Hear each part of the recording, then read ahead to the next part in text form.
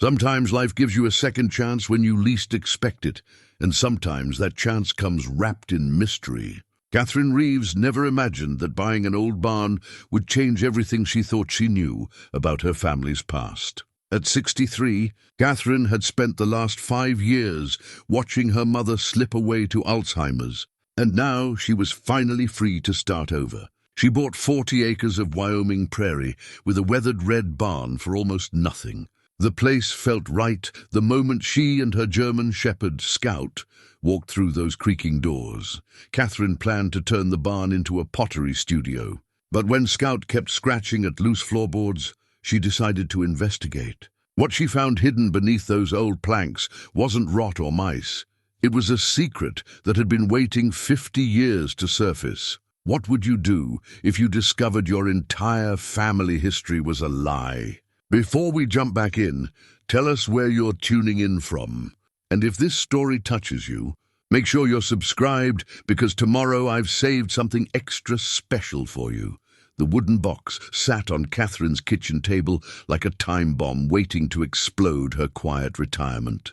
She'd pried it from beneath the loose floorboards 3 hours ago and still hadn't worked up the courage to open it completely. Scout lay at her feet, occasionally lifting his head to study the box with the same intensity that had led to its discovery. Catherine Reeves had come to Wyoming seeking peace after 5 years of watching Alzheimer's steal her mother away piece by piece. The disease had been cruel in its methodical destruction, erasing memories like a slow-burning fire consuming a library. First went the recent memories, Catherine's visits, their conversations from the day before. Then the middle years disappeared.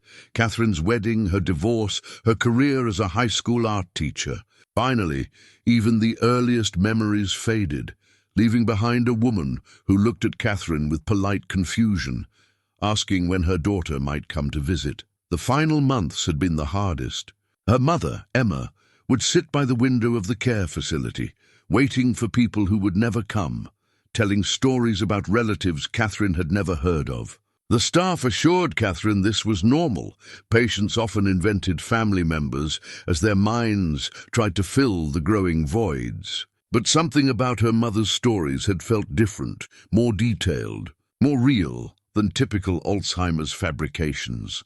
After the funeral, Catherine had sold the family home in Colorado and bought this remote Wyoming property site unseen. 40 acres of rolling prairie grassland stretched between modest hills, broken only by the weathered red barn that had sealed the deal.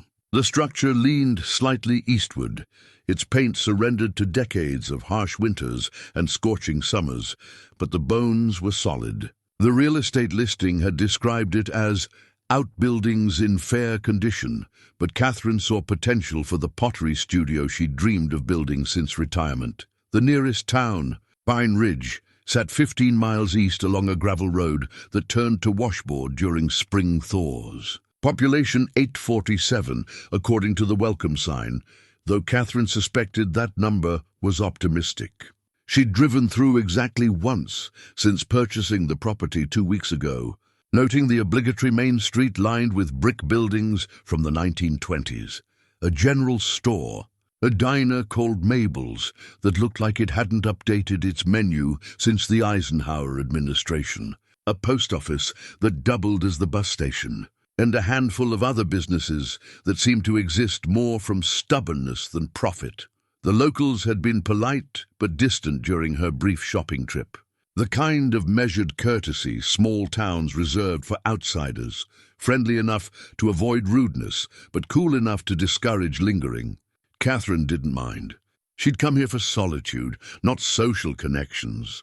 Scout padded over to his water bowl, the tags on his collar jingling softly. The German shepherd had been her companion through the worst of her mother's decline, seeming to understand when Catherine needed comfort and when she needed space. At 8 years old, he was entering his dignified senior years, content to spend his days exploring the property's endless rabbit trails and prairie dog colonies.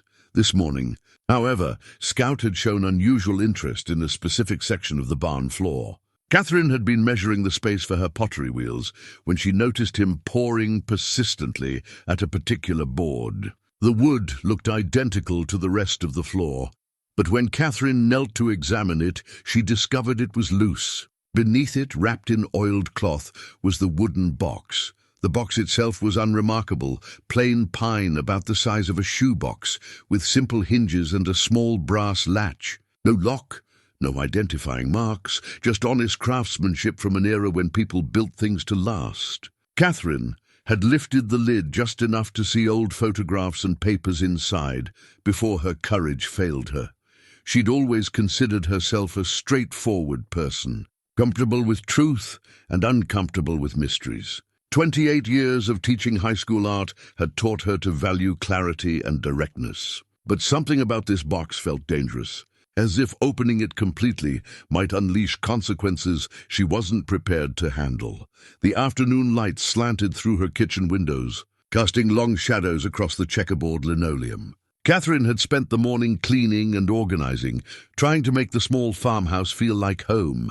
The previous owners had left it furnished with sturdy, unfashionable pieces that suited Catherine fine. A kitchen table with mismatched chairs, a living room dominated by a stone fireplace, 2 bedrooms connected by a bathroom that featured the kind of deep clawfoot tub that was impossible to find anymore. The house sat about 100 yards from the barn, connected by a dirt path worn smooth by decades of foot traffic.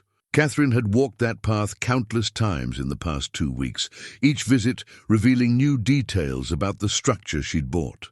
The barn was larger than it appeared from the outside, with the main floor spacious enough for her pottery studio and a loft that could serve as storage or eventually a gallery space. But it was the small details that intrigued her most. Someone had taken great care with this barn, adding thoughtful touches that went beyond mere functionality, and forged hinges on the doors, carefully mortised joints in the timber frame, even small carved details on the support posts that suggested whoever built it took pride in their work. Catherine reached for the box, then pulled her hand back.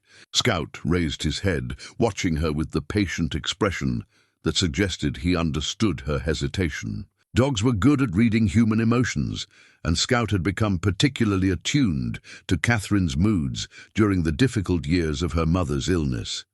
"What do you think, boy?" she asked softly. "Should we see what secrets we've found?" Scout's tail thumped once against the floor, not quite enthusiasm, but gentle encouragement. Catherine lifted the lid completely. The first thing she saw was a photograph, sepia-toned and formal, in the style of studio portraits from the 1940s or early 1950s.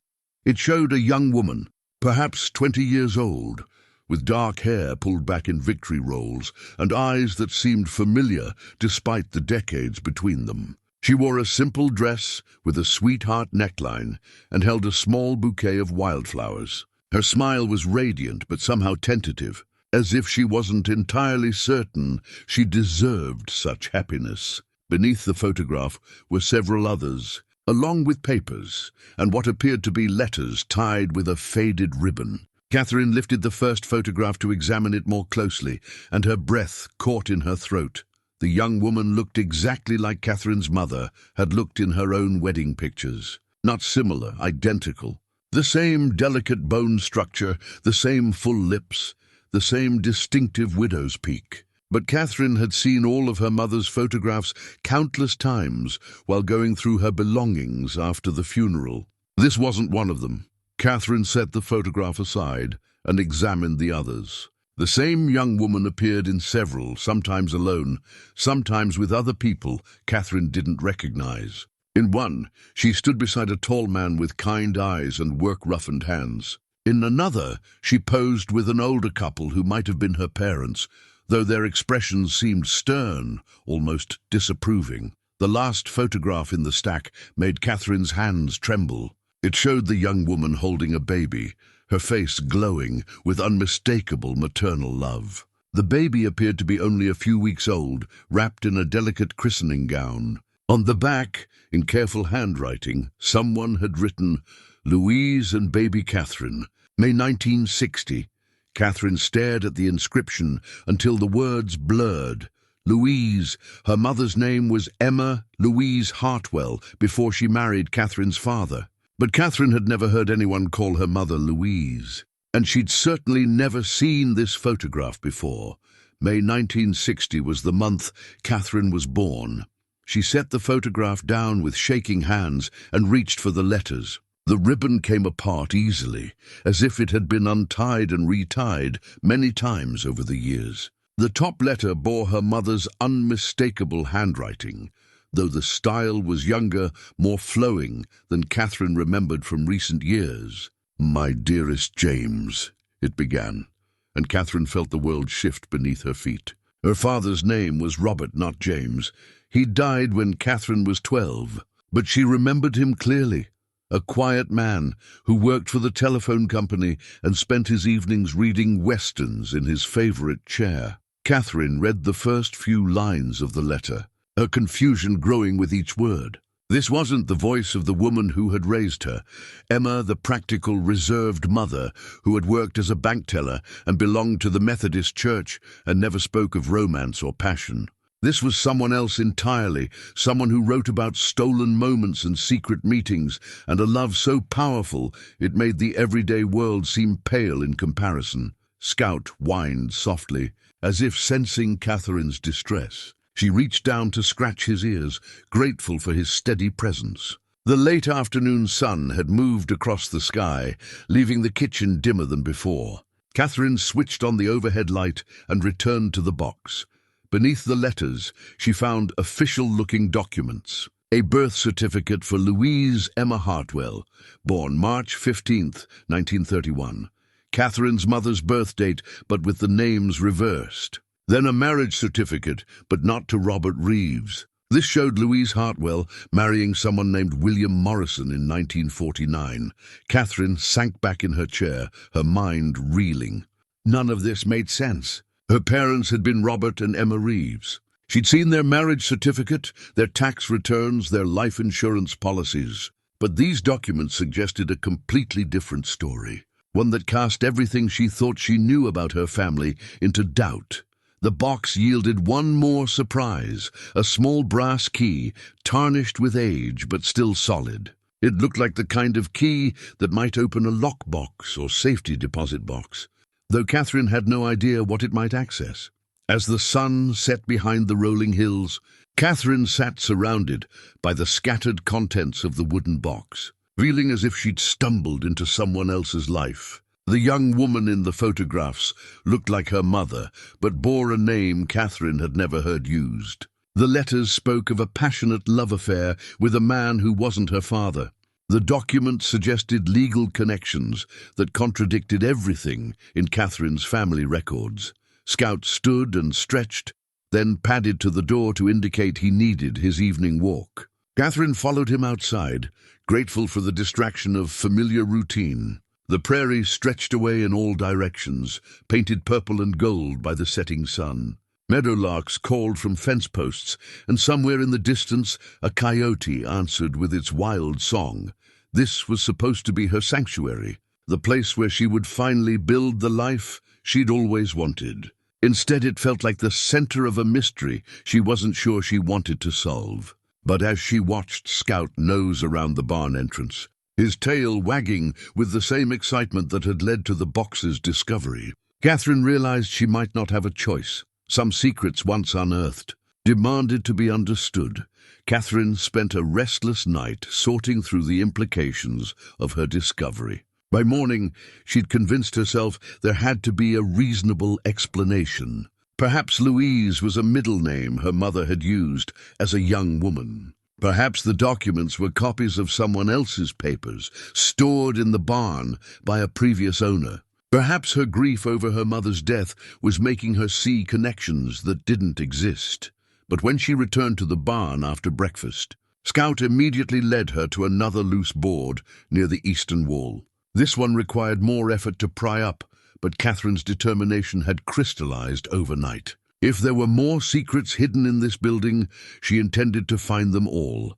Beneath the second board, wrapped in the same oiled cloth, was a single letter in her mother's handwriting. The paper was yellowed with age, and the ink had faded to brown, but the words were still legible. Catherine read it standing in the morning light that streamed through the barn's high windows, and with each line, her understanding of her family's history crumbled. "My darling Louise," the letter began, "I hope this finds you well, and that you're finding peace in your new life. I know what we did was for the best, though my heart breaks a little more each day, watching Catherine grow up, not knowing the truth about her mother." Catherine's hands began to shake. She forced herself to continue reading. "She has your eyes and your stubborn streak. Yesterday, she spent 3 hours trying to convince me that the neighbor's cat belongs to her, even though I explained a dozen times that cats choose their own families. She reminds me so much of you at that age, so determined to make the world bend to her will rather than accept things as they are." The letter was dated September 1965, when Catherine would have been 5 years old. It was signed, "With all my love, Mama," but the handwriting belonged to the woman Catherine had always known as her mother. Catherine sank onto a hay bale, her legs suddenly unsteady. The letter made it clear that Louise was Catherine's birth mother, and that the woman who had raised her, Emma, was actually her grandmother. But why would they have hidden this? And where was Louise now? She read the letter again, searching for clues. Emma wrote about what we did was for the best and Louise's new life, suggesting that Louise had been sent away for some reason. The tone was loving but sorrowful, as if this separation had been necessary but painful for everyone involved. Catherine thought back to her childhood, trying to remember any hints about her true parentage. Her mother, Emma, had always been reserved about family history. When Catherine asked about relatives, Emma would change the subject or give vague answers about family members who had moved away or died young. Catherine had accepted these explanations without question, as children do, but now they seemed deliberately evasive. There had been no grandparents in Catherine's life, no aunts or uncles, no extended family gatherings. Emma had explained this as the result of a small family scattered by economic hardship, a common enough story in post-Depression America. But now, Catherine wondered if the isolation had been intentional, designed to prevent questions about her real parentage. Scout whined and pawed at another section of flooring near the barn's back wall. Catherine knelt beside him and discovered that several boards in this area were loose, covering what appeared to be a shallow cellar or root cellar. Using a crowbar she'd found among the barn's tools, she pried up enough boards to reveal a wooden crate about the size of a trunk. The crate required both hands to lift from its hiding place. Inside, Catherine found more photographs, documents, and personal items that painted a picture of Louise's life before her disappearance. School reports showing excellent grades, a high school diploma dated 1949, a certificate for completing a secretarial course, several photographs of Louise with friends, all young women with the confident smiles of people who believed the future held unlimited possibilities. But the most revealing item was a medical record from Pine Ridge General Hospital, dated May 1960. It documented the birth of a daughter to Louise Emma Hartwell, with no father listed. The attending physician was noted as Dr. James Patterson, and the record included a handwritten note, "Patient expressing concerns about family pressure." Social worker consulted. Catherine stared at the hospital record, her heart pounding. This was official confirmation that Louise was her biological mother. But it also raised new questions about the circumstances of her birth and why Louise had been forced to give her up. The date notation intrigued her. The birth was recorded at Pine Ridge General Hospital, the same small town 15 miles from her current location. Had Louise lived here? Was this area connected to her family's history in ways Catherine had never imagined? She spent the rest of the morning examining every item in the crate, looking for more clues about Louise's life and disappearance. A diary from 1959 revealed Louise's excitement about her pregnancy, mixed with growing anxiety about her family's reaction. The entries spoke of keeping the secret and protecting the baby, but didn't specify what Louise was protecting the child from. The diary's final entry, dated just weeks before Catherine's birth, was heartbreaking in its uncertainty. "Mama says there's only one way to handle this situation, but I can't bear the thought of giving up my baby. Yet what choice do I have? An unmarried mother has no future in this town, and I won't condemn my child to bear the shame of my mistakes. Perhaps someday, when she's older, she'll understand that everything I did was out of love." Catherine closed the diary and sat quietly in the dusty silence of the barn. The woman who had raised her, Emma, had done so out of love, stepping in to give Catherine a stable home when Louise couldn't provide one. But Louise had also acted out of love, making the painful sacrifice of giving up her child to ensure Catherine would have a respectable upbringing.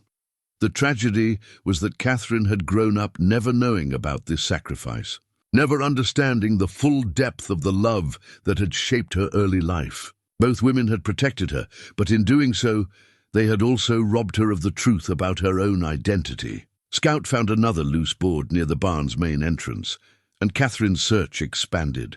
Each new discovery added another piece to the puzzle of Louise's life and disappearance. A bundle of letters from someone named James spoke of a secret relationship and promises to make everything right. A train ticket dated June 1960 with a destination of Denver, Colorado. A forwarding address for a boarding house that had probably been torn down decades ago. But it was the final discovery that shattered Catherine's composure completely.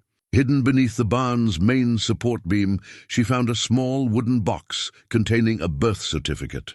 Her own birth certificate. But this wasn't the document she'd always known. This one listed her mother as Louise Emma Hartwell and her father as James William Morrison. Catherine had never heard the name James Morrison before today. According to the birth certificate she'd grown up with, her father was Robert Reeves, the quiet telephone company worker who had died when she was 12. But this document suggested that Robert Reeves had adopted her, giving her his name and legal legitimacy while hiding her true parentage. The revelation left Catherine feeling as if the ground had shifted beneath her feet. Not only had the woman she'd known as her mother actually been her grandmother, but the man she'd known as her father hadn't been related to her at all. Her entire family history was a carefully constructed fiction designed to hide the circumstances of her birth. As the afternoon wore on, Catherine sat surrounded by the remnants of Louise's hidden life, trying to process the magnitude of what she'd discovered. Every assumption about her identity had been proven wrong. Every family story had been revealed as a cover-up. Even her name might not be real.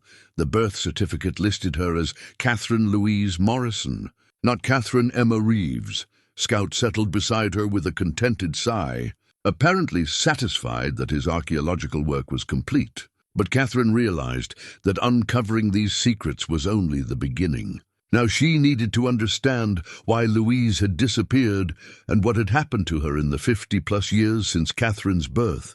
More importantly, she needed to know if Louise was still alive somewhere, perhaps still believing that the daughter she'd given up was better off not knowing the truth about her origins. The thought that she might have a living mother out there, a woman who had loved her enough to sacrifice everything for her welfare, filled Catherine with a mixture of hope and terror that took her breath away. The Pine Ridge Public Library occupied a Carnegie building that had seen better decades. Built of red brick with white stone trim, it sat on Main Street between the post office and a hardware store that looked like it had been closed since the Bush administration. The first one. Catherine pushed through the heavy oak doors, Scout waiting patiently on the front steps as she'd trained him to do. The interior smelled of dust, old paper, and the lemon oil used to polish the reading tables. A few elderly patrons sat scattered among the stacks, and behind the circulation desk, a woman in her 70s looked up with the practiced smile of someone who had been helping library visitors for most of her adult life. "Good morning," the librarian said. "I'm Mrs. Patterson. How can I help you today?" Catherine introduced herself and explained that she'd recently purchased property outside town and was interested in learning about the area's history. Mrs. Patterson's smile never wavered, but Catherine noticed a subtle shift in her posture, a slight stiffening that suggested wariness. "Oh yes, the old Morrison place," Mrs. Patterson said. "That property has quite a history. Are you planning to farm it?" "Morrison Place?" Catherine's pulse quickened. The name from her newly discovered birth certificate. "I was told it belonged to someone named Henderson." "Well, yes, the Hendersons owned it most recently, but before that it was part of the Morrison farm. Quite a large operation back in the day.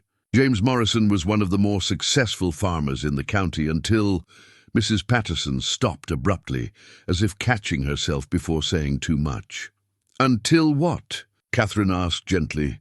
Mrs. Patterson glanced around the empty library, then leaned forward conspiratorially. "There was some sort of scandal in the early 1950s. I was just a child then, but I remember my parents whispering about it. Something about the Morrison family being involved with the Hartwell girl." Catherine's hands clenched involuntarily. "The Hartwell girl?" "Louise Hartwell. Pretty thing, but she got herself into trouble, if you know what I mean.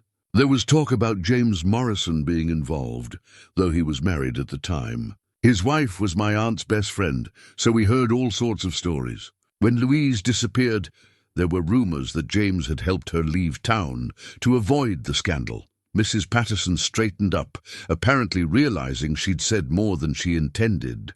"But that's all ancient history now. Water under the bridge. What kind of historical information were you looking for specifically?"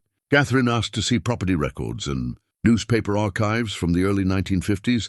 Mrs. Patterson directed her to a filing cabinet containing local records and a microfilm reader loaded with back issues of the Pine Ridge Gazette.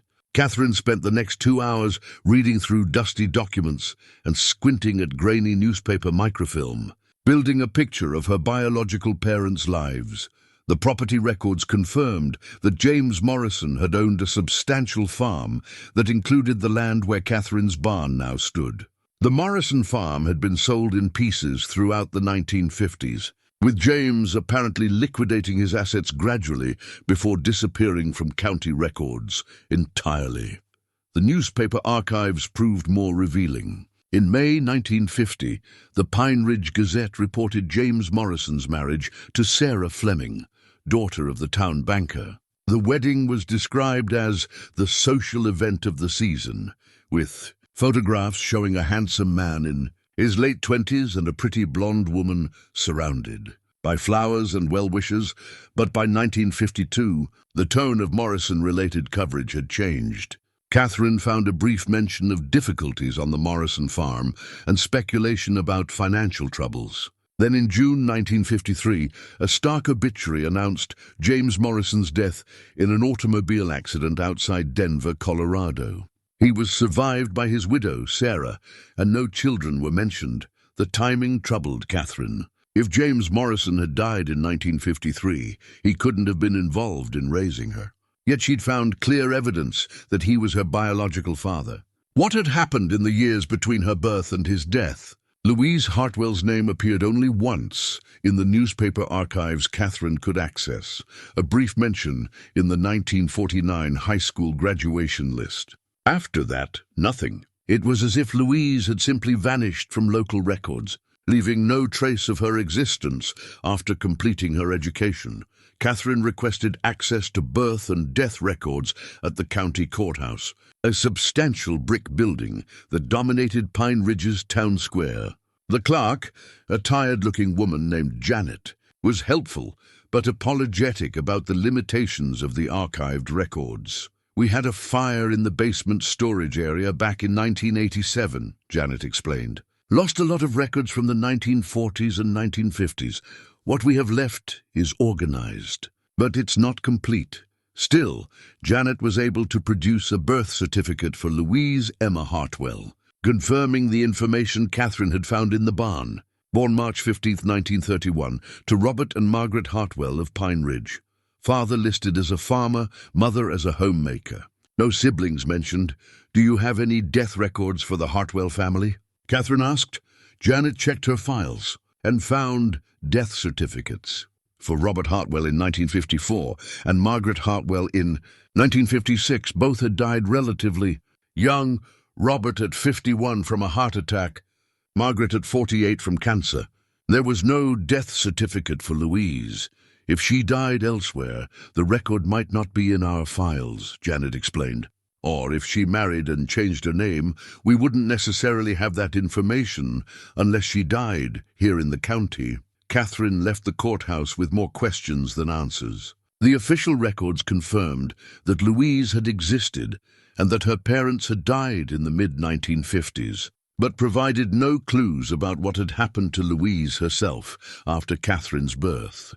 On the drive back to her property, Catherine noticed something she'd missed during her previous trips to town. About 5 miles out of Pine Ridge, a dirt road branched off to the north with a weather-beaten sign that read Hartwell Cemetery. Catherine turned onto the road, following it for a mile through rolling grassland until she reached a small pioneer cemetery surrounded by a sagging wire fence.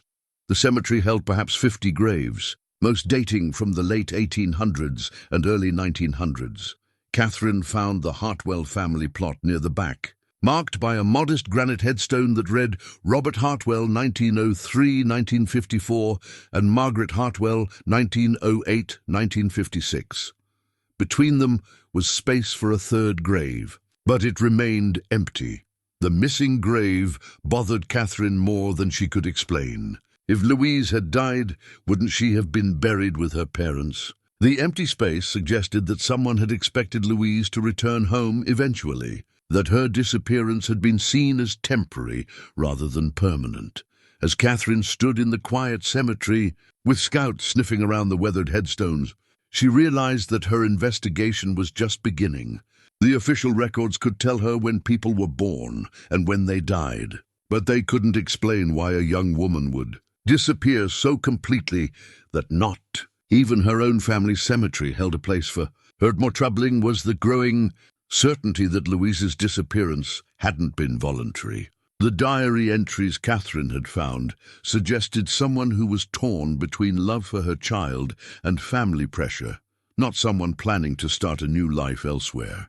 Something had happened to force Louise away from Pine Ridge, and Catherine suspected that something had been powerful enough to keep her away for over 60 years. Catherine returned to the barn with renewed determination, convinced that more secrets lay hidden within its weathered walls. Scout seemed to share her sense of purpose, methodically investigating every corner with the thoroughness of a professional detective. It was Scout who led her to the old toolbox in the loft, his persistent whining drawing Catherine up the ladder to examine what appeared to be nothing more than forgotten farm equipment. The toolbox was heavy, constructed of wood and metal in an era when tools were built to last generations. Beneath a layer of rusted wrenches and ancient screwdrivers, Catherine found what Scout's keen nose had detected: a map of the surrounding area, hand-drawn and carefully detailed, showing property boundaries as they existed in 1948. The map revealed that Catherine's 40 acres had once been a small portion of a much larger Hartwell estate. According to the hand-drawn boundaries, the Hartwell family had owned nearly 200 acres of prime farmland, stretching from the hills in the west to the creek that ran along what was now the county road. The Morrison farm had been adjacent to the north, creating a substantial agricultural operation that would have made both families quite prosperous for the area. Catherine studied the map by the afternoon light streaming through the loft windows, tracing the boundary lines with her finger. Someone had marked various parcels with dates and initials, apparently tracking the gradual sale of the Hartwell land throughout the early 1950s. The largest parcel had been sold to M.W. in 1952, while smaller pieces went to different buyers over the next several years.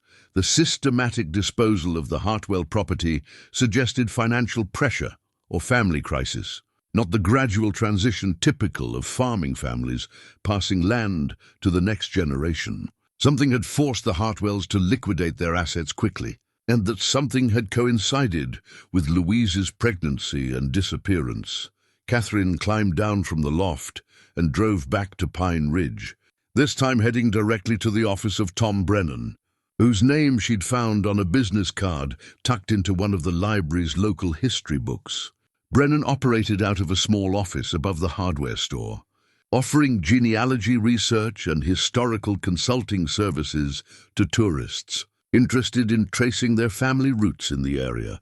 Tom Brennan was a man in his early 60s with steel-grey hair and the kind of deep tan that came from spending time outdoors. His office was cramped but organized, with filing cabinets lining every wall and a computer that looked like it might have been cutting edge sometime during the Clinton administration. Catherine Reeves, she introduced herself. I bought the old Morrison place, and I'm trying to research the property's history. Tom's expression brightened with genuine interest. Now there's a property with some stories to tell.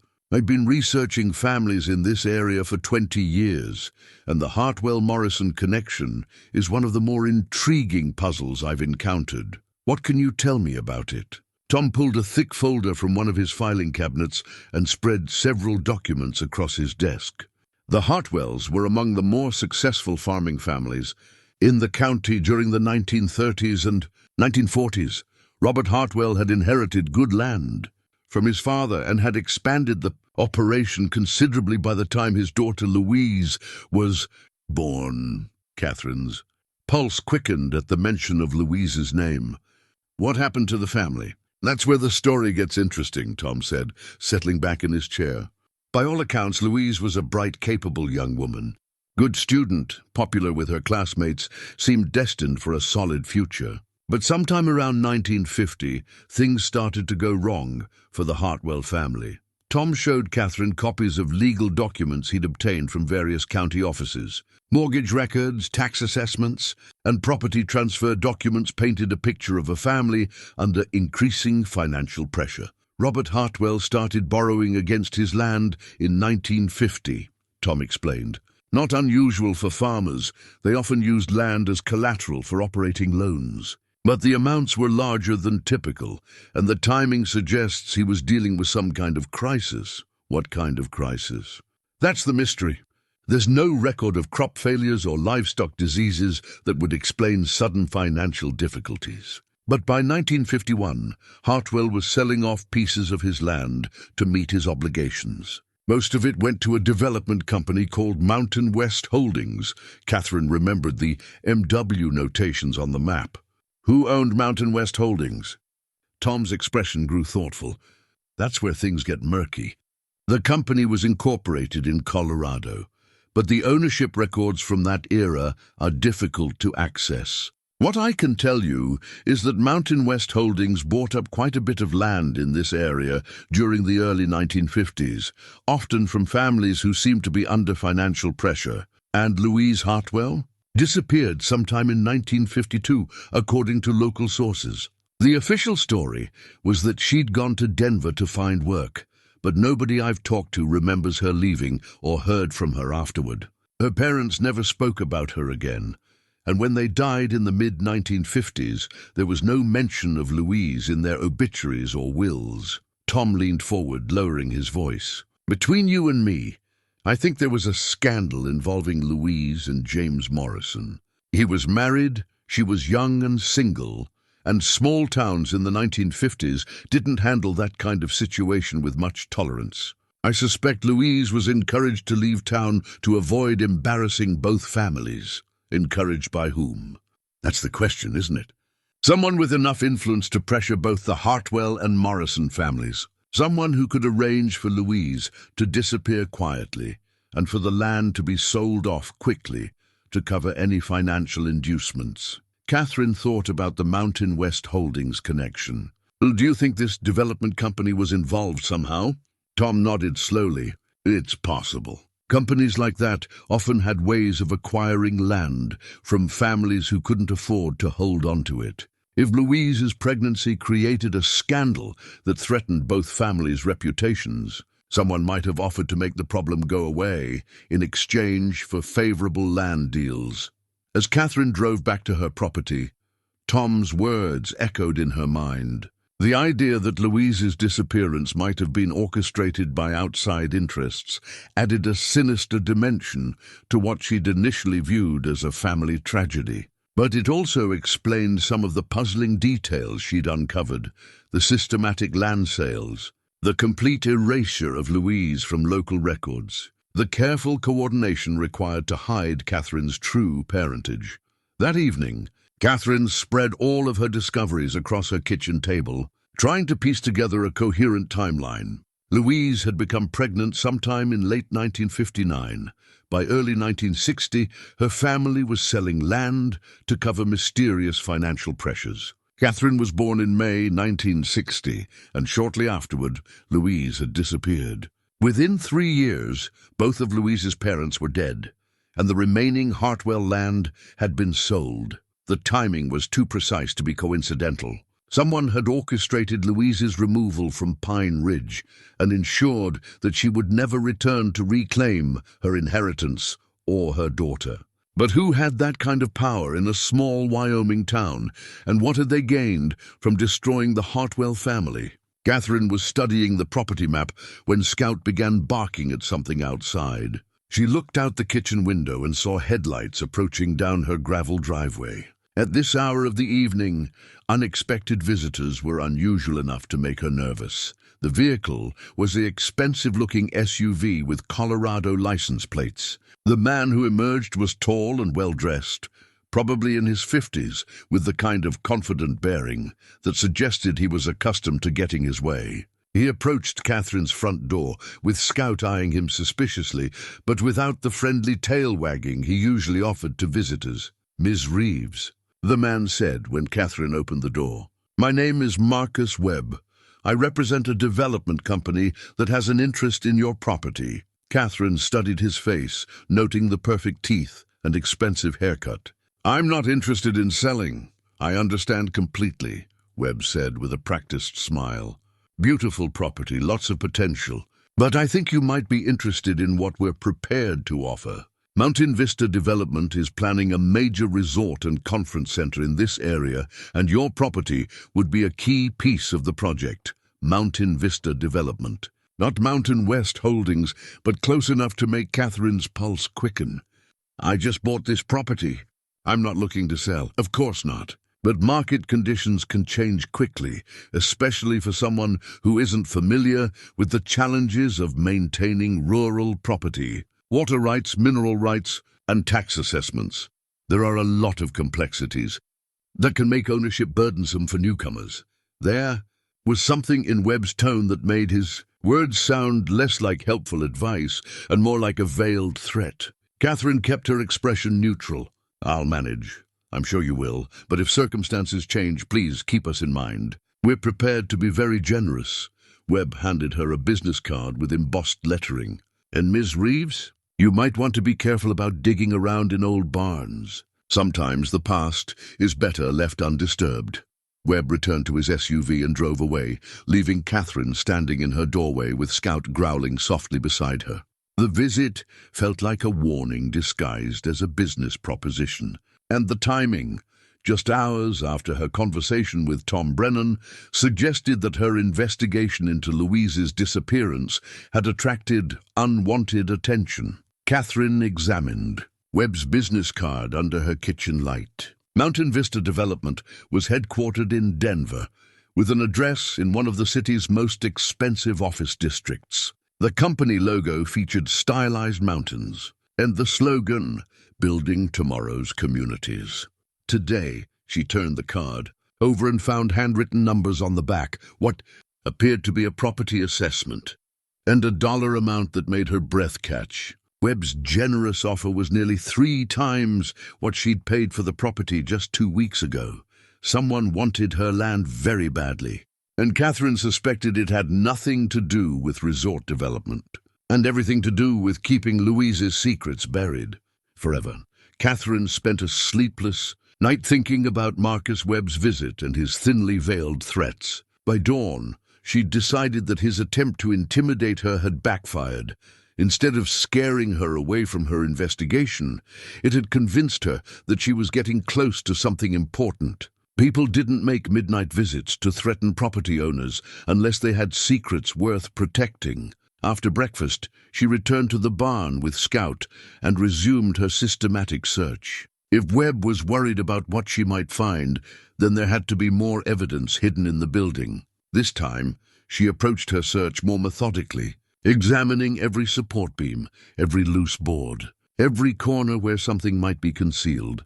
It was Scout who made the crucial discovery, pawing persistently at what appeared to be solid dirt floor near an old feed trough. When Catherine knelt to investigate, she realized that the earth in this area was softer than the surrounding ground, as if it had been disturbed and replaced. Using a small spade from the barn's collection of tools, she carefully excavated the area. About 18 inches down, her spade struck something that wasn't soil. Catherine cleared the dirt away to reveal a tin box, roughly the size of a cigar box, wrapped in oiled cloth. Unlike the wooden boxes she'd found earlier, this container had been sealed with wax around the edges, suggesting that whoever had buried it had been particularly concerned about preserving its contents. Inside the tin box, Catherine found a bundle of letters tied with a blue ribbon. The paper was different from the earlier correspondence she'd discovered. Heavier stock with elegant letterhead that read Morrison Ranch in embossed script. The handwriting was masculine, flowing but decisive, and the letters were addressed to "My darling Louise." Catherine settled onto a bale of hay and began reading, immediately drawn into an intimate correspondence that revealed the depth of James Morrison's feelings for Louise Hartwell. The letters spanned nearly 2 years, from early 1959 through the spring of 1961, documenting a passionate but troubled relationship. "My dearest Louise," the first letter began, "I cannot stop thinking about our conversation yesterday. You are right that our situation is impossible, but my heart refuses to accept the logic of it. I know I have no right to ask you to wait for me, but I cannot imagine a future without you in it." The early letters revealed a man torn between duty and desire. James wrote about his unhappy marriage to Sarah, describing it as a union arranged by their families for business reasons rather than love. He spoke of Louise as the light in his darkness, the one person who understood his dreams of modernizing his farm and building something lasting. But as the correspondence progressed, the tone became increasingly urgent and worried.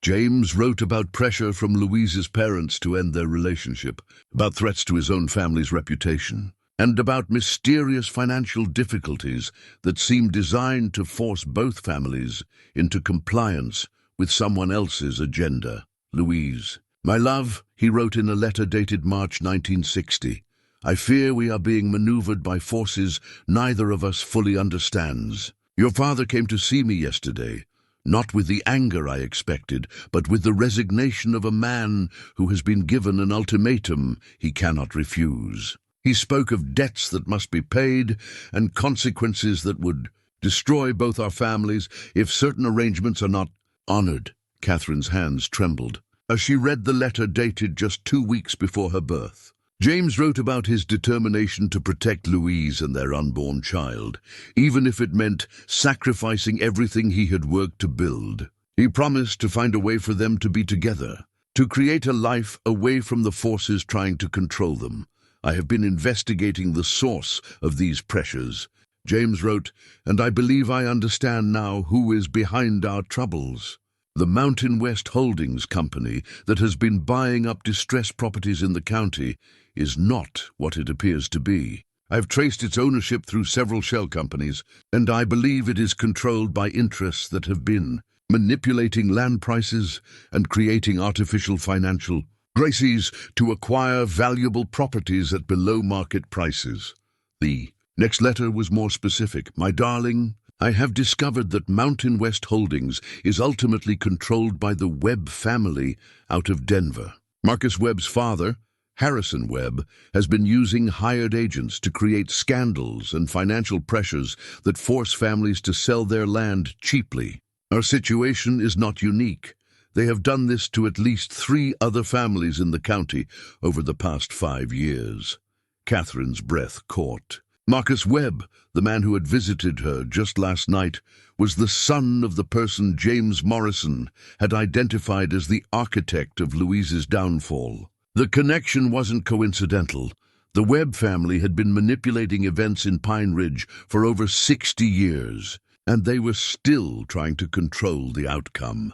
The final letters in the bundle revealed James's growing desperation. He wrote about Louise's pregnancy becoming too obvious to hide, about increasing pressure from both families to resolve the situation, and about his own plans to expose the Webb family's manipulations to state authorities. The last letter, dated May 1961, almost exactly a year after Catherine's birth, was heartbreaking in its finality. "My dearest Louise, by the time you read this, I will be gone. They have made it clear that my continued presence in Pine Ridge endangers not only us, but our daughter as well. I have arranged for Catherine to be safely raised by your mother, where she will have the stability and respectability we cannot provide. I'm leaving evidence of the Webb family's crimes with someone I trust, and someday, when it is safe, the truth will come to light. Until then, know that my love for you and for our daughter will never diminish, regardless of the distance between us." Catherine set the letter down with shaking hands. James Morrison hadn't abandoned Louise and their daughter. He had been forced to leave to protect them. His death in the car accident outside Denver in 1953 hadn't been a coincidence either. Given what Catherine now knew about the Webb family's methods, she suspected James's death had been arranged to ensure his silence permanently. The tin box yielded one more crucial piece of evidence, a small key attached to a piece of paper with an address in Denver. The address was for a safety deposit box at First National Bank of Colorado, and the key bore the bank's distinctive logo. James Morrison had hidden evidence somewhere, and he had left Louise the means to find it. But Louise had never been able to use the key, because she had been prevented from returning to Pine Ridge to retrieve it. As Catherine sat in the dusty barn, surrounded by the remnants of a love story destroyed by greed and manipulation, she realized that she was holding the keys to bringing down the same forces that had destroyed her parents' lives. The Webb family had spent 60 years believing their secrets were safe, but they had made one crucial mistake. They had allowed Catherine to buy the property where all the evidence was hidden.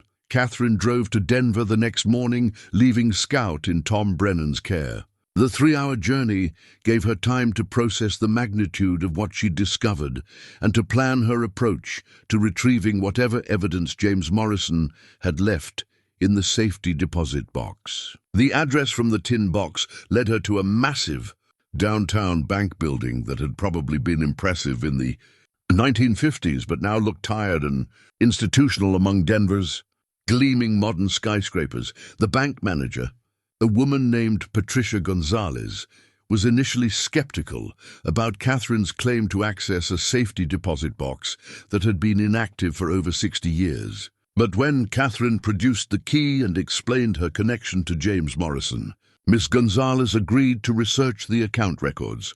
"This is highly unusual," Ms. Gonzalez admitted as she led Catherine down to the vault level. "Most inactive boxes are eventually turned over to the state as unclaimed property. But this one was paid in advance for a century, with specific instructions that access should only be granted to Louise Hartwell or her direct descendants." The safety deposit box was larger than Catherine had expected, roughly the size of a briefcase. Inside, she found documents that made her hands shake as she recognized their significance. James Morrison had been thorough in documenting the Webb family's crimes, collecting evidence that would have been devastating if released to authorities in the 1950s. There were signed statements from farmers who had been pressured to sell their land after mysterious financial difficulties. Photographs of men Catherine didn't recognize, meeting with bank officials and county assessors. Most damning of all, there were copies of correspondence between Harrison Webb and various local officials, detailing payments made to ensure favorable property assessments and tax liens. But it was the hospital bracelet that stopped Catherine's breath entirely. A small pink bracelet, the kind given to newborn babies, with baby girl Hartwell printed in faded ink, and a date that matched Catherine's birth. Attached to the bracelet was a note in James Morrison's handwriting. Louise wore this until they took her away. She wanted you to have it when you were old enough to understand. Catherine stared at the bracelet, overwhelmed by the realization that Louise had kept this token of their connection, even as she was being forced to give up her daughter. The bracelet represented the one physical link between Catherine and the mother she'd never known. Proof that Louise's love had survived separation and time.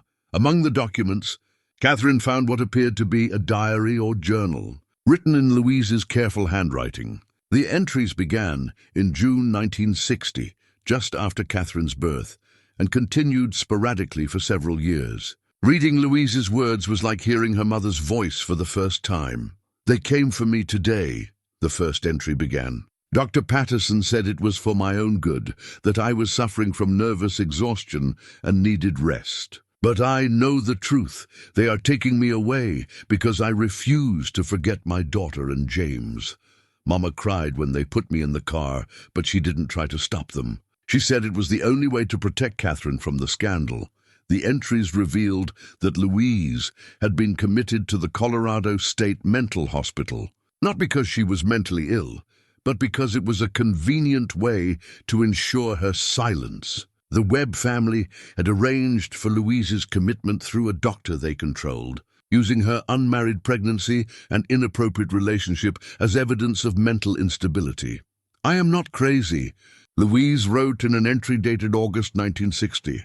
"The other women here are truly sick, but I am here only because I loved unwisely and bore a child out of wedlock. The doctors ask me about my delusions, but the only delusion is that justice exists in a world where money can buy silence and separation from the people you love most." Catherine read through years of entries, watching Louise's hope gradually give way to resignation as she realized that her imprisonment was indefinite. Louise wrote about receiving news of James's death in 1963, about being told that Catherine was thriving with her adoptive family, but the slow erosion of hope that she would ever be reunited with her daughter.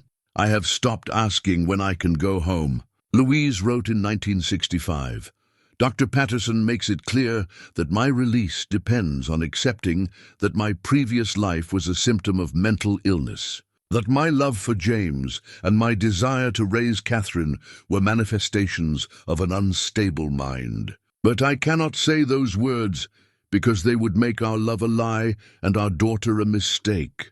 The final entries, dated in the early 1970s, showed Louise's growing understanding that she would never be released as long as she maintained her delusions about her past life. But they also revealed a woman who had found ways to survive and even help others within the system that held her captive. "I work in the hospital library now," Louise wrote in 1973. "The head librarian is kind, and she allows me to help other patients write letters to their families. I cannot write to Catherine. They monitor my correspondence too carefully, but I can help others maintain connections that I have lost. It is something."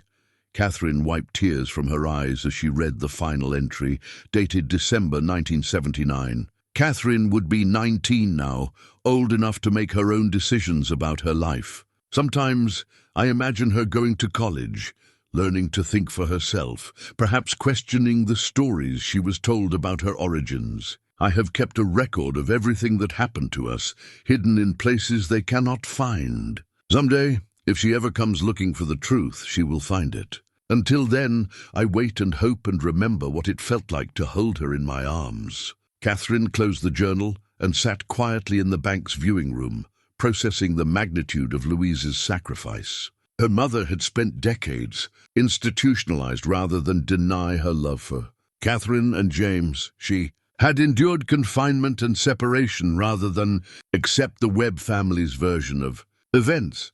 But Louise had also been strategic.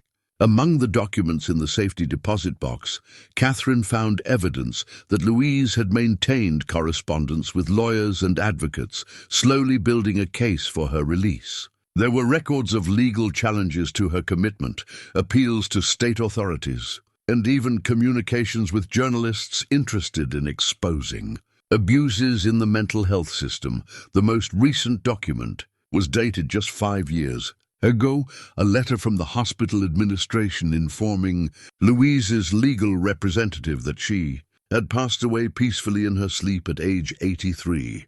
She had spent 53 years in institutional care, never admitting to the delusions that had justified her confinement. As Catherine gathered the documents to return them to the safety deposit box, she found one final item that made her breath catch. It was a photograph of herself, apparently taken without her knowledge sometime in the past decade. She was walking out of the Colorado high school where she'd taught, carrying her familiar canvas bag and wearing the blue sweater she'd bought the previous year. On the back of the photograph, in Louise's careful handwriting, were the words, "My beautiful daughter, living the life I always hoped she would have. I love you, Catherine, and I am proud of who you have become." Louise had been watching her. Somehow, despite her confinement, Louise had found ways to keep track of Catherine's life, to ensure that the daughter she'd been forced to give up was safe and happy. The knowledge that her mother had been thinking of her, caring about her from a distance, was both heartbreaking and comforting. Catherine understood now that Louise's death 5 years ago had triggered something, perhaps the release of information that had led to Catherine's inexplicable decision to buy the Wyoming property. Perhaps Louise had arranged, through her legal representatives, for Catherine to be guided toward the truth she'd spent decades preserving. But Catherine also understood that the Webb family's crimes were far from over. Marcus Webb's visit to her property proved that they were still actively working to suppress the evidence of their family's history. They had silenced James Morrison and imprisoned Louise Hartwell, but they had made one crucial mistake. They had allowed Catherine to survive. Catherine drove back to Wyoming with Louise's hospital bracelet in her pocket and a burning determination to expose the Webb family's crimes. But when she arrived at Tom Brennan's office to retrieve Scout, she found Tom pacing nervously around his cluttered workspace, his usual calm demeanor replaced by obvious agitation. "Catherine, and thank God you're back," Tom said before she'd even closed the door. "We need to talk. After you left this morning, I started digging deeper into my grandfather's papers and trying to find more information about the Louise Hartwell case." Scout bounded over to Catherine with obvious relief, but even he seemed to sense the tension in the air. Tom gestured for Catherine to sit down, then pulled a manila folder from his desk drawer. "I found something that changes everything we thought we knew about what happened to Louise," Tom said, his voice strained. "My grandfather kept detailed records of his medical practice, including cases he wasn't proud of. I've been avoiding looking through these particular files because I suspected they might contain information that would reflect poorly on his memory." Tom opened the folder and spread several documents across his desk. Catherine recognized the official letterhead of the Colorado State Mental Hospital and what appeared to be medical records dating from the 1960s. "Dr. Patterson, my grandfather, was paid to falsify Louise's commitment papers," Tom said quietly. "But that's not the worst part. According to these records, Louise was never actually mentally ill. The Webb family paid Dr. Patterson to keep her sedated and confused, so she couldn't effectively challenge her confinement." Catherine felt a surge of anger at this confirmation of what she'd already suspected, but Tom's expression suggested there was more to come. "Catherine, there's something else. Something that's going to be very difficult for you to hear." Tom pulled out a document that looked different from the others, newer, with computer-printed text rather than typewritten pages. "This is a death certificate for Louise Emma Hartwell, issued by the Colorado State Mental Hospital 5 years ago." "I know," Catherine said gently. "I found a copy of the notification in the safety deposit box." "Louise died in 2019, Tom shook his head. "That's what I thought too. until I started comparing the details in my grandfather's records with the official death certificate. Catherine, the woman who died in the mental hospital 5 years ago, wasn't Louise Hartwell. Catherine stared at him, not understanding. What do you mean? Tom pulled out a photograph from his grandfather's files, a medical intake photo from 1960, showing a young woman with dark hair and frightened eyes. This is the woman who was committed to the hospital as Louise Hartwell. But look at this. He placed a second photograph beside the first, one of the pictures Catherine had found in the barn, showing Louise with her baby. The women looked similar, but when Catherine studied them closely, she could see they were definitely different people. My grandfather's private notes reveal that the real Louise Hartwell was spirited away in 1960, probably to protect her from the Webb family's retribution. A mentally ill woman named Mary Sullivan was brought in to take her place, given Louise's identity, and committed to the hospital. Mary Sullivan lived in that institution for 59 years, dying in 2019, never knowing her real name or understanding why she was there. Catherine felt the room spinning around her. Then where is Louise? Where is my mother? According to my grandfather's notes, Louise was taken somewhere safe by people who were trying to protect her from the Webb family. But Dr. Patterson never recorded where she went or who was helping her. The identity switch was so complete that even Louise's own family believed she had been committed to the hospital. Tom pulled out one final document, a letter in Dr. Patterson's handwriting, apparently written as a confession near the end of his life. My grandfather was dying of cancer in 1995 when he wrote this. He was consumed with guilt over what he'd done and wanted to leave a record of the truth. Catherine read the letter with trembling hands. Dr. Patterson wrote about being approached by Harrison Webb and offered substantial payment to arrange Louise's commitment. But Patterson had also been contacted by someone else, someone who offered him even more money to ensure Louise's safety. James Morrison had allies, Dr. Patterson's letter revealed. Someone with resources and influence who was working to protect Louise and her daughter from the Webb family's reach. This person arranged for Louise's escape and the substitution of Mary Sullivan, but they paid me to maintain the fiction that Louise was in the hospital to discourage further searching. Who? Catherine asked. Who was helping them? Tom shook his head. Dr. Patterson never identifies the person directly. He refers to them only as the benefactor, and indicates that revealing their identity could endanger other people who were being protected from similar situations. Catherine sat back in her chair, trying to process the implications. If Louise had escaped in 1960 and had been living under protection for over 60 years, she might still be alive. Catherine might still have a chance to meet her biological mother, but Tom's expression suggested there was still more to the story. Catherine, there's something else. Something about your own adoption that doesn't match the official records. He pulled out a copy of Catherine's legal adoption papers, obtained from county records. According to these documents, you were adopted by Robert and Emma Reeves in 1962, when you were 2 years old. But the medical records from your birth show that you were placed with the Reeves family immediately after birth in 1960. What does that mean? It means someone spent 2 years creating false documentation to support the adoption. The Reeves family was probably part of the same network that protected Louise, people who were willing to take in and raise the children of women who had been targeted by the Webb family. Catherine thought about the quiet, kind people who had raised her. Robert Reeves, with his gentle manner and careful attention to her education. Emma, who had been loving but always seemed to carry a sadness Catherine had never understood. Had they known the truth about her parentage all along? There's more, Tom continued.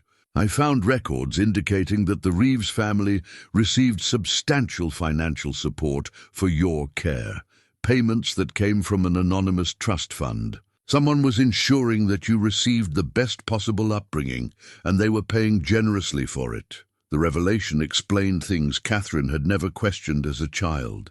The family's comfortable lifestyle, despite Robert's modest income. The fact that money had never seemed to be a concern when it came to her education or extracurricular activities. The trust fund that had allowed her to attend college without student loans. So my entire life has been funded by this mysterious benefactor. It appears so. And Catherine, I think the benefactor is still active.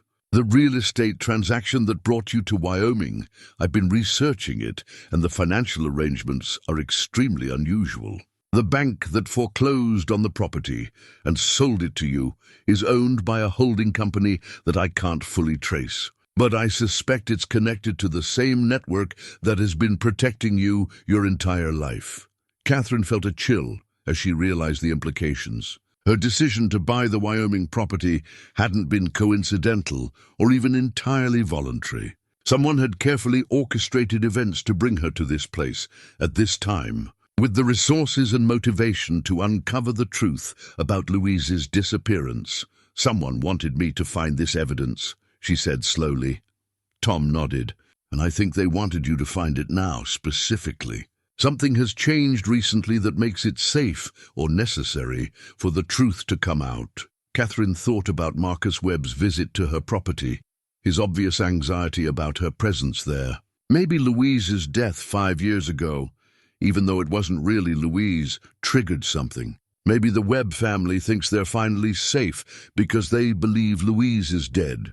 That would make sense. If they've been watching and waiting for 60 years, they might have decided that the last witness to their crimes was gone. They might be planning something that would be much more difficult to accomplish if the truth about their family's history became public. Tom gathered the documents and placed them back in the folder. Catherine, I think you're in considerable danger. If the Webb family discovers that Louise is still alive, and that you have evidence of their crimes, they're not going to simply try to buy you off. They've killed to protect their secrets before. Catherine fingered Louise's hospital bracelet in her pocket, thinking about the decades of sacrifice her mother had endured to protect the truth. Then we need to find Louise before they do, and we need to expose everything before they can silence us the way they silenced James Morrison.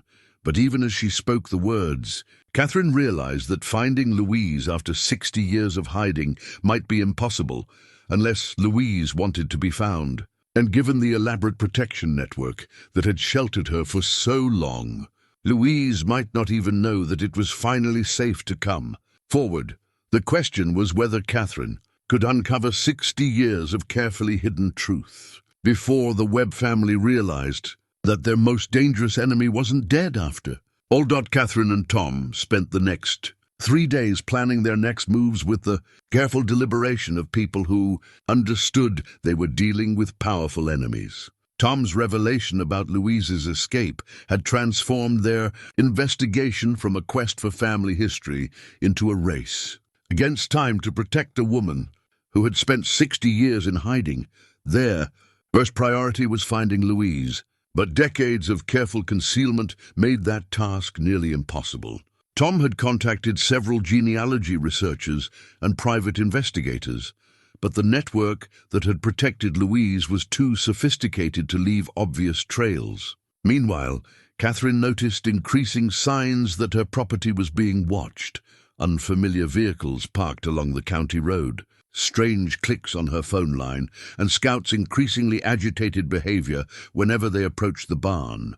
The breakthrough came from an unexpected source. Mrs. Patterson, the librarian who had first mentioned the Hartwell family, called Catherine on Thursday morning with information she'd been reluctant to share earlier. "I've been thinking about our conversation," Mrs. Patterson said, her voice nervous. "There are things I knew but never talked about, because some secrets are too dangerous to tell. But if Louise is still alive, she deserves to know that people remember her kindly." Mrs. Patterson asked Catherine to meet her at the library after closing time, when they could talk privately. When Catherine arrived that evening, she found the elderly librarian surrounded by boxes of materials she'd apparently retrieved from her personal storage. "These belonged to my Aunt Sarah," Mrs. Patterson explained. "Sarah Fleming, who married James Morrison. After James died, Sarah never remarried, and she spent the rest of her life trying to understand what had really happened to her husband. She became convinced that James had been murdered because he'd discovered something dangerous about the Webb family. Mrs. Patterson opened one of the boxes to reveal letters, newspaper clippings, and photographs that Sarah Morrison had collected over decades of private investigation. Sarah knew about James's relationship with Louise, and she wasn't angry about it. Her marriage to James had been arranged by their families, and she understood that he'd never loved her the way a husband should. When Louise disappeared, Sarah suspected that the same forces that had destroyed Louise had also killed James. Catherine examined Sarah's materials, impressed by the systematic way James's widow had documented her suspicions. Sarah had tracked the Webb family's business dealings, identified other families who had been forced to sell their property under suspicious circumstances, and even maintained correspondence with lawyers who specialized in exposing corporate fraud. Sarah never had enough evidence to prove her theories, Mrs. Patterson continued. But she did discover something important. She found out that Louise hadn't been taken to the Colorado State Mental Hospital immediately after her disappearance. For several months, Louise was hidden somewhere safe while arrangements were made for her long-term protection. Mrs. Patterson pulled out a photograph that made Catherine's breath catch. It showed Louise Hartwell, obviously pregnant, standing beside a small wooden cabin with mountains visible in the background. Louise looked healthy and calm, not like someone who was mentally ill or being held against her will. Sarah traced this photograph to a cabin near Nederland, Colorado, in the mountains west of Boulder. It was owned by a family named the Andersons, who were apparently part of some kind of underground network that helped women in dangerous situations. Sarah believed that Louise spent several months there after Catherine's birth, recovering and making plans for her future. Catherine studied the photograph, noting the date stamp of August 1960. This was 3 months after her birth, which meant Louise had been with her for those crucial early months before being forced to give her up. Did Sarah ever make contact with the Anderson family? Mrs. Patterson nodded. She drove up to Nederland in the 1970s and spoke with Martha Anderson, the woman who ran what they called a safe house for women fleeing abusive situations. Martha told Sarah that Louise had stayed with them for about 6 months, but then had been moved to an even more secure location. When it became clear that the Webb family was actively searching for her, Mrs. Patterson handed Catherine a handwritten note in Sarah Morrison's careful script. Martha Anderson gave Sarah this address before she died. She said it was where Louise had been taken for permanent protection, but she warned Sarah never to visit unless it was absolutely necessary, because doing so might endanger Louise's safety. The address was in a small town called Millbrook, nestled in the mountains of northern Colorado. Catherine had never heard of it, but Tom would later confirm that Millbrook was a community known for its privacy and its residents' tendency to mind their own business. "There's something else," Mrs. Patterson said, lowering her voice. Martha Anderson told Sarah that Louise wasn't the only woman they'd helped escape from the Webb family's reach. Apparently, Harrison Webb and his associates had been targeting young women from farming families for years, using various methods to force them into situations where they could be controlled or silenced. This revelation added a disturbing dimension to the Webb family's crimes. They hadn't just targeted Louise and James, they had been operating what amounted to a systematic campaign of exploitation and intimidation against vulnerable families throughout the region. Catherine left the library with copies of Sarah Morrison's research and a growing sense of urgency. If Louise was still alive in Millbrook, she was now in her 90s and might not have much time left. But Catherine also understood that approaching Louise directly could be dangerous, both for her mother and for herself. The next morning brought troubling news. Tom called Catherine early to report that his office had been broken into during the night. Nothing obvious had been stolen, but his files had been searched and his computer hard drive had been removed. "They're getting desperate," Tom said. I think they know we're getting close to something they can't afford to have exposed. Catherine's own property showed signs of intrusion as well. Someone had been in the barn, though they'd been careful not to disturb anything, obviously. Scout was agitated and refused to leave Catherine's side. His protective instincts clearly activated by threats he could sense, but she couldn't fully identify. That afternoon, Marcus Webb returned for another visit, this time accompanied by two other men who looked like they might be private security rather than legitimate businessmen. Webb's demeanor had shifted from politely threatening to openly hostile. "Miss Reeves, I think you've misunderstood the seriousness of our previous conversation," Webb said without preamble. "This property sits on some very valuable mineral deposits, and Mountain Vista Development has invested considerable resources in acquiring the mineral rights for this entire area." Catherine stood in her doorway with Scout beside her, noting that the two men with Webb had positioned themselves to block her escape routes. "I'm not interested in selling my mineral rights." "I'm afraid it's not that simple," Webb replied. "You see, there are some irregularities in your property's title history that could create significant legal complications for you. Documents that might call into question your ownership of the land entirely." The threat was barely veiled. Webb was suggesting he could manufacture legal challenges to Catherine's ownership, probably using the same tactics his family had employed against the Hartwells 60 years earlier. Of course, these complications could be resolved quickly and quietly if you were willing to work with us, Webb continued. But if you choose to be difficult, you might find yourself tied up in court for years, spending money you don't have to defend a claim that might not be valid. Catherine kept her expression neutral, but her mind was racing. Webb's visit confirmed that he was worried about what she might have discovered, but it also revealed something important. He didn't know about the evidence she'd found in the safety deposit box, or about Tom's discovery that Louise was still alive.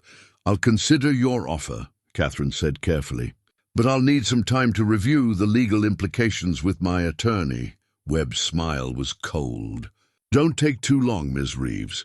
Market conditions can change very quickly, and our patience isn't unlimited."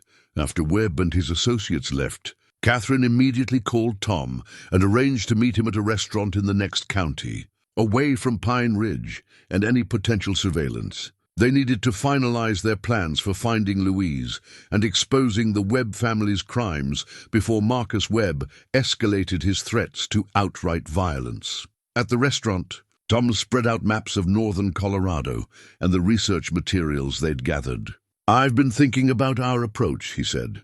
"If we drive to Millbrook and start asking questions about Louise, we're going to attract attention that could endanger her. But we need to warn her that the Webb family might be closing in." Catherine had been thinking about the same problem. "What if we don't go to Millbrook directly? What if we find a way to get a message to Louise that lets her decide whether she wants to make contact?" Tom nodded. "That's probably safer. But how do we get a message to someone who's been in hiding for 60 years? Catherine pulled out Louise's hospital bracelet, which she'd been carrying since her trip to Denver. "We use something only Louise would recognize. Something that proves we know who she really is and that we're not working for the Webb family." They spent the evening crafting a careful message that would identify Catherine as Louise's daughter without revealing too much information if it fell into the wrong hands. The message mentioned specific details from Louise's diary, entries, and included a photograph of the hospital bracelet. Tom agreed to drive to Millbrook the next day and deliver the message to the local post office, addressed to Louise Anderson, the name she had probably been using since her arrival there. They would include Catherine's phone number and ask Louise to make contact only if she felt it was safe to do so. But as Catherine drove home that night, she couldn't shake the feeling that events were moving too quickly for careful planning. Marcus Webb's visit had felt like an ultimatum, and she suspected that his next approach would be far less civilized. She spent the evening making copies of all the evidence she'd gathered, storing them in multiple locations, and preparing to send them to journalists and law enforcement agencies if anything happened to her or Tom. If the Webb family was planning to silence her permanently, they would discover that her death would only ensure wider exposure of their crimes.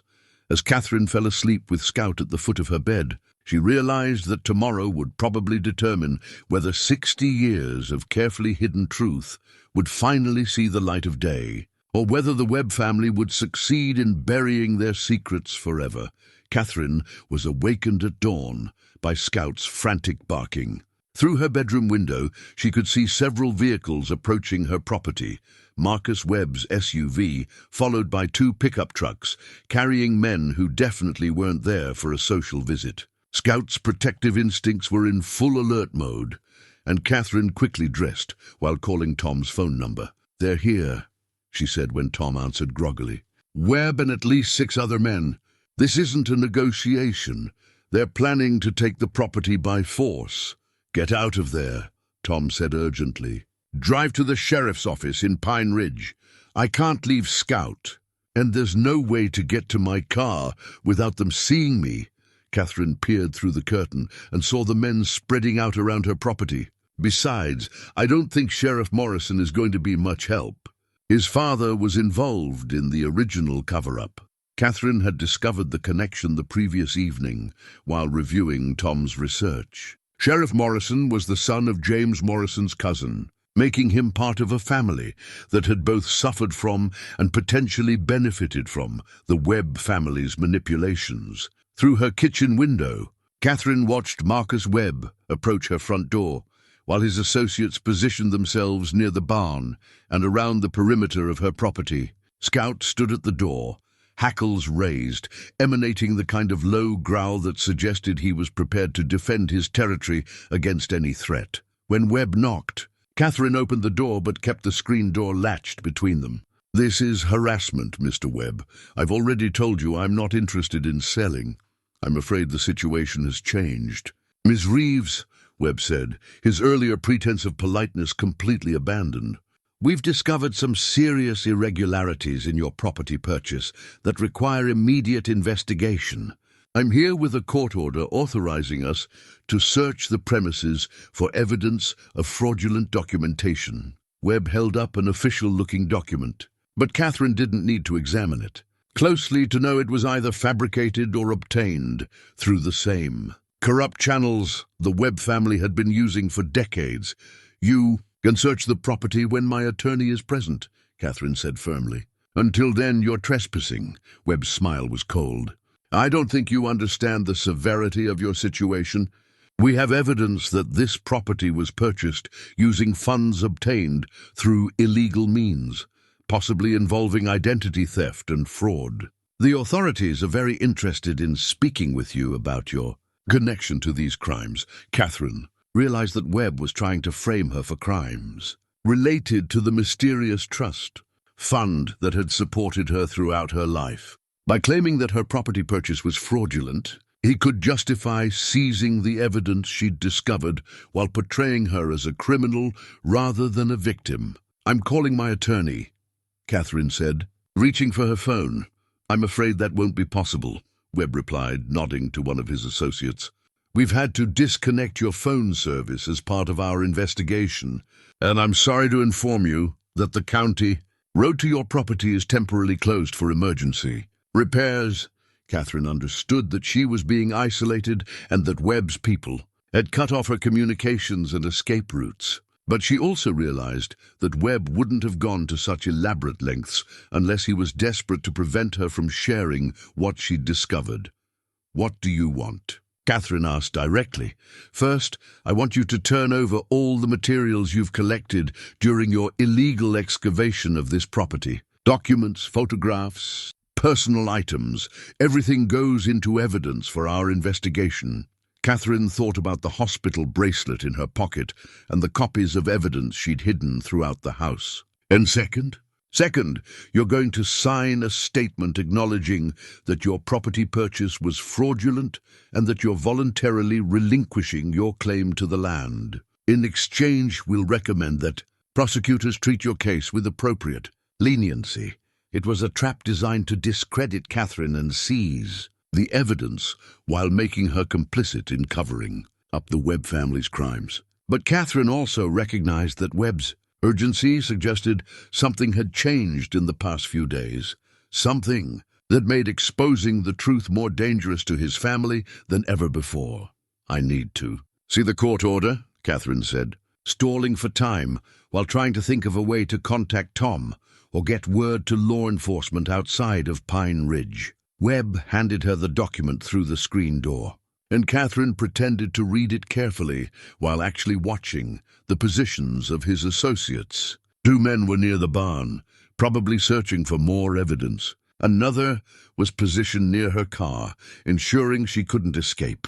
The remaining 3 were spread around the property perimeter, watching for approaching vehicles. As Catherine examined the fraudulent court order, she noticed something that made her heart race. The document was signed by Judge Harrison Webb, Jr., apparently Marcus Webb's brother or cousin, confirming that the Webb family's influence extended throughout the local legal system.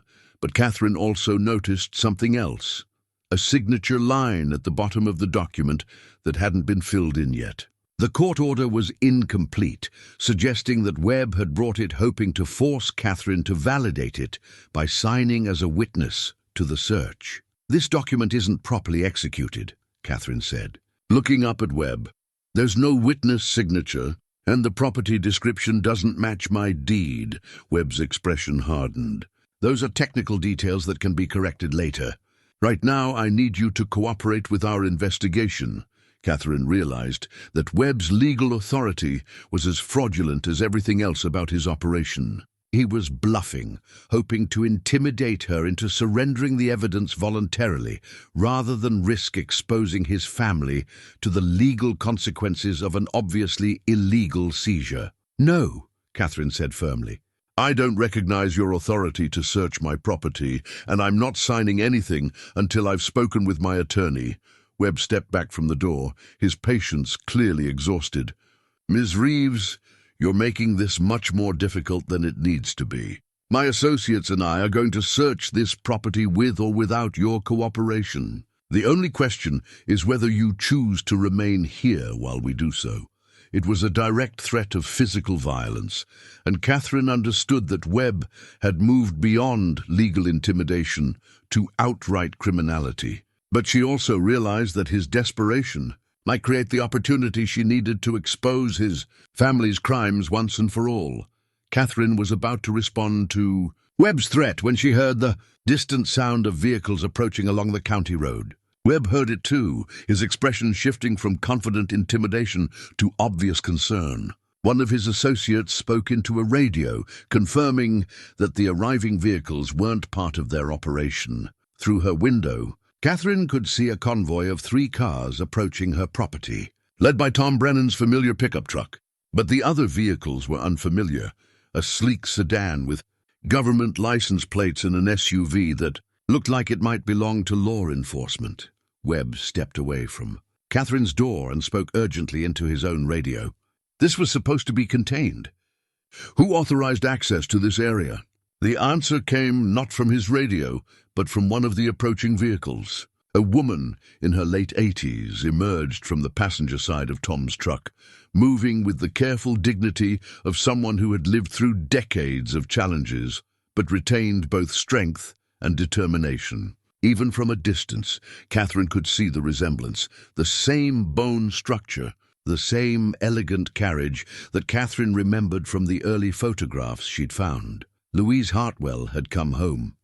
Webb's associates were clearly confused by this development, unsure whether to maintain their positions or respond to what was obviously an unexpected change in the situation.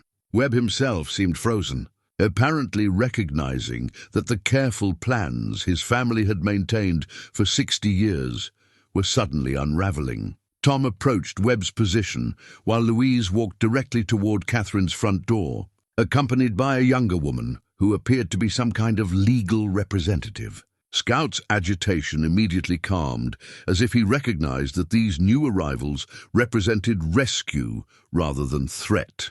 "Mr. Webb," Tom called out loudly enough for everyone on the property to hear, "I believe you're familiar with Louise Hartwell Anderson. She's here to reclaim her family's property, Louise stopped directly in front of Marcus Webb, her posture straight and her voice clear despite her age. "Marcus Webb, you look exactly like your father did when he destroyed my family 60 years ago."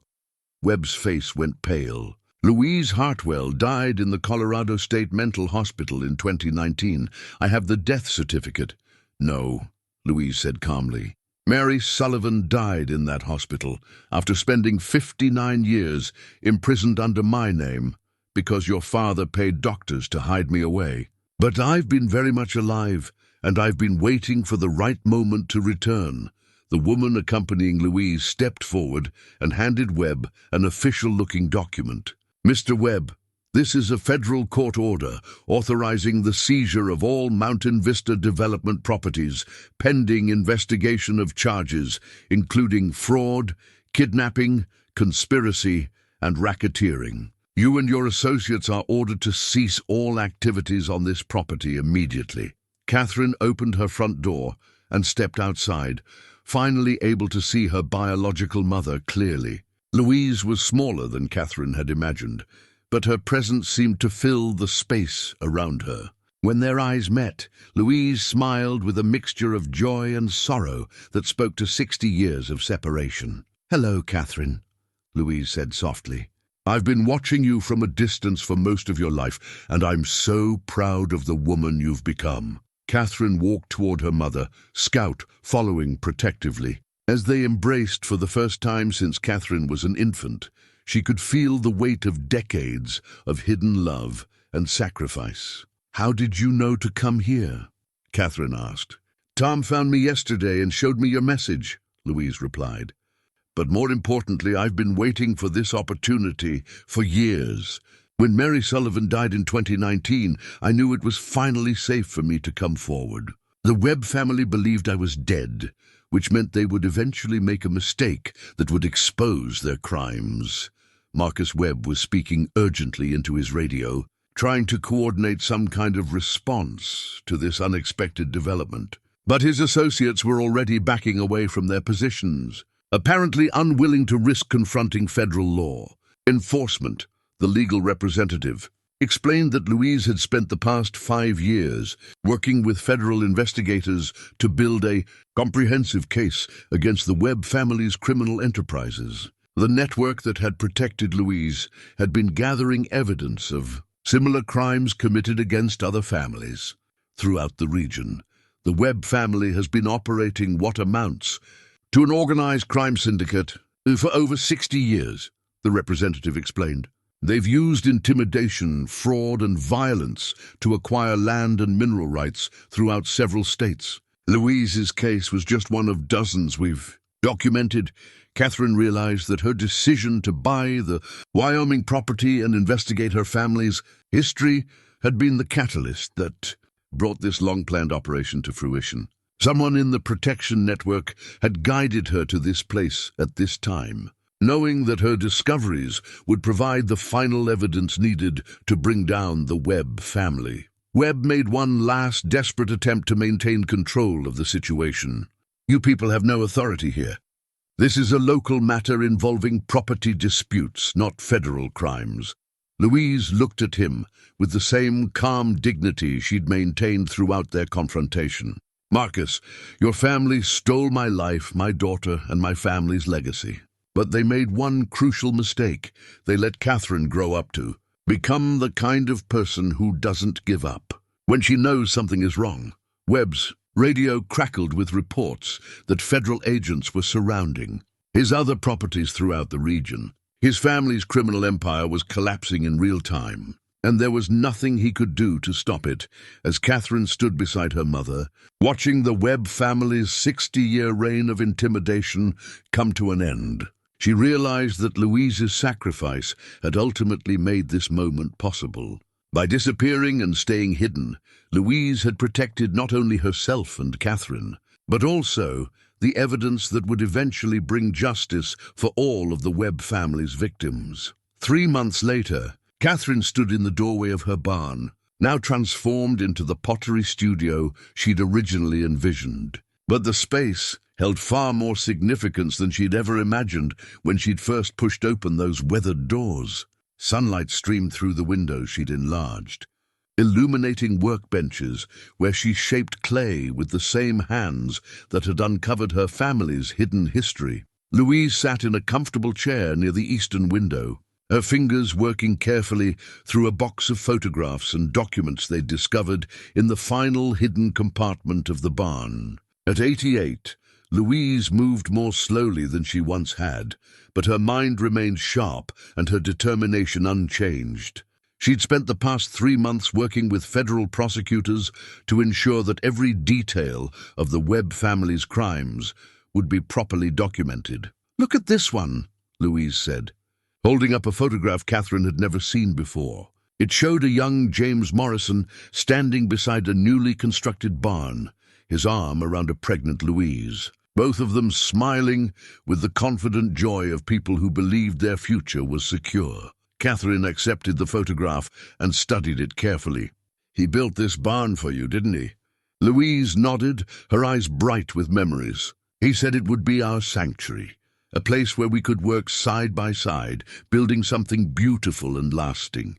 He was going to expand his farming operation, and I was going to start a pottery business. We had so many plans. The barn had indeed become a sanctuary, though not in the way James Morrison had originally intended. Instead of sheltering a family, it had preserved the evidence that would eventually bring justice for the crimes committed against that family." The irony wasn't lost on Catherine. The building, constructed as a symbol of hope, had ultimately become the instrument of vindication. Outside, Scout patrolled the property with the satisfaction of a dog who knew his territory was secure. The threats and surveillance that had marked Catherine's first weeks in Wyoming were now memories, replaced by the peaceful routine she'd originally sought. The federal investigation had led to arrests not only of Marcus Webb and his immediate associates, but of a network of accomplices that stretched across several states. The legal aftermath had been complex but ultimately satisfying. Catherine's ownership of the 40 acres was unquestionable, but Louise's return had also triggered the discovery of additional legal documents that challenged the validity of much larger property.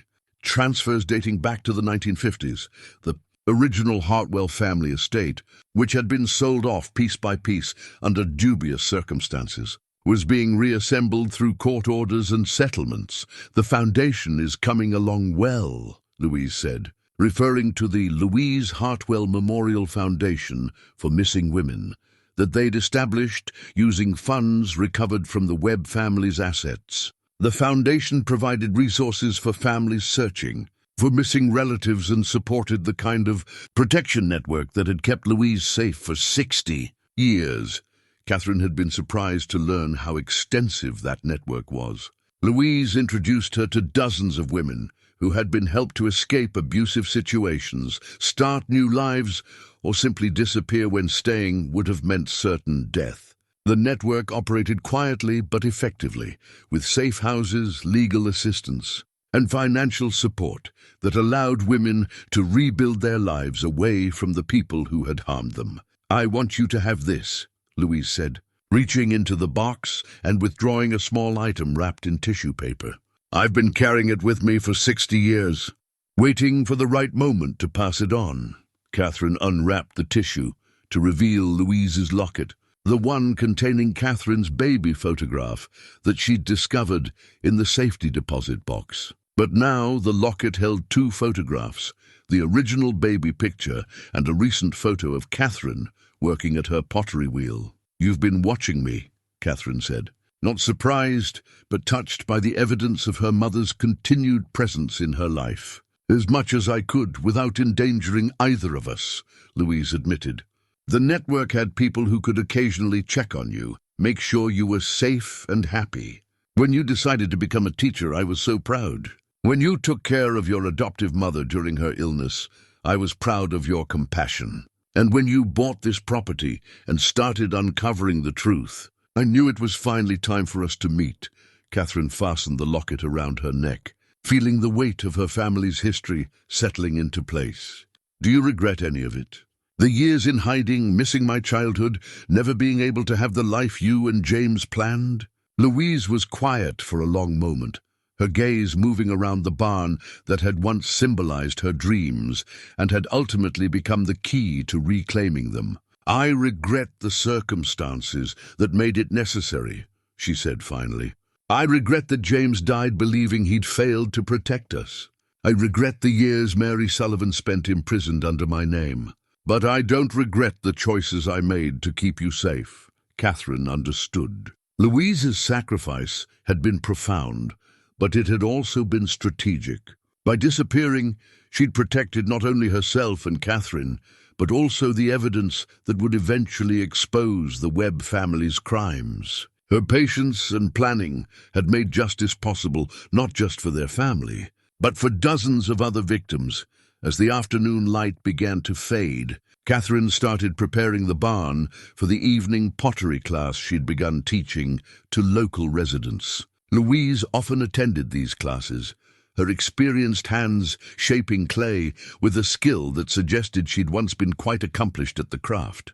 The barn that had hidden secrets for 60 years was now filled with community conversations and creative energy. Tom Brennan had become a regular visitor, his relationship with Catherine deepening as they'd worked together to uncover the truth about their families' intertwined histories. His guilt over his grandfather's role in Louise's imprisonment had motivated him to become an advocate for other families seeking justice for historical wrongs.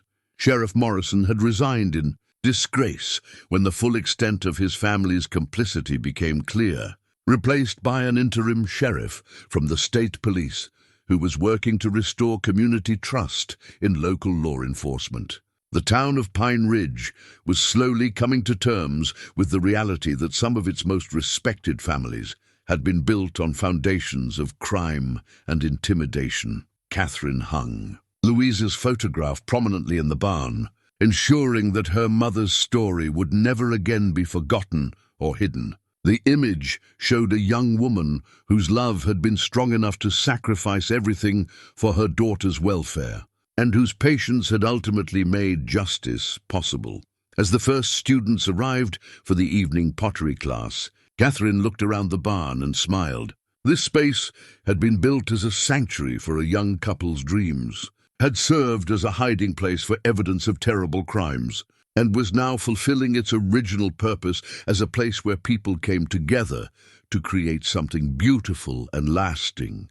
Some dreams, Catherine realized, simply required more time and patience than originally planned.